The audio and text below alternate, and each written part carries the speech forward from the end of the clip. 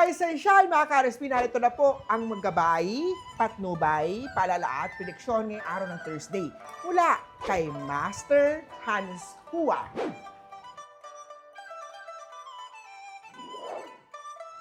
Para sa mga pinanganak ng Year of the Rat, minsan ang pinakamagandang gawin sa isang relasyon ay ang magpatawad.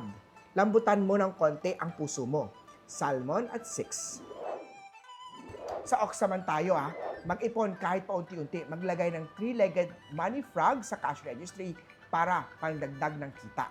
Camel at 4. Kay Tiger naman tayo, pag-usapan ang mga alalahanin kasama ang partner para maiwasan ang misunderstanding. Communication is the key. 9 at 8. Sa mga pinanganak ng Year of the Rabbit naman huwag hayaang masira ang trust sa relasyon nyo. Ang tiwala ay parang salamin. Kapag nabasag, mahirap nang bunuin muli. 9 at 2.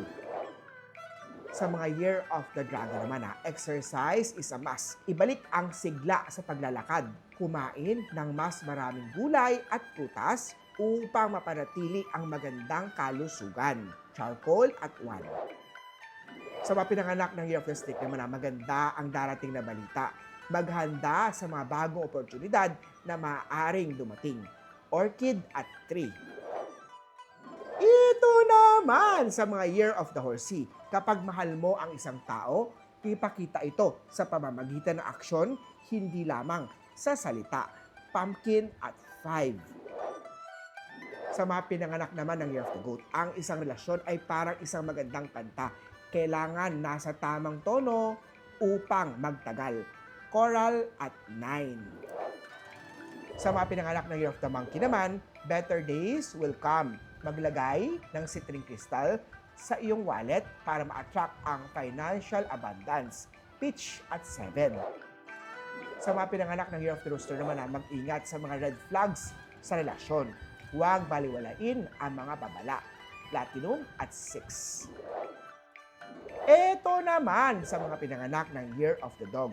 Pahalagahan ang simpleng joys na nararamdaman mula sa kanya. Hindi lahat ng pagmamahal ay nasusukat sa material. Mustard at 4.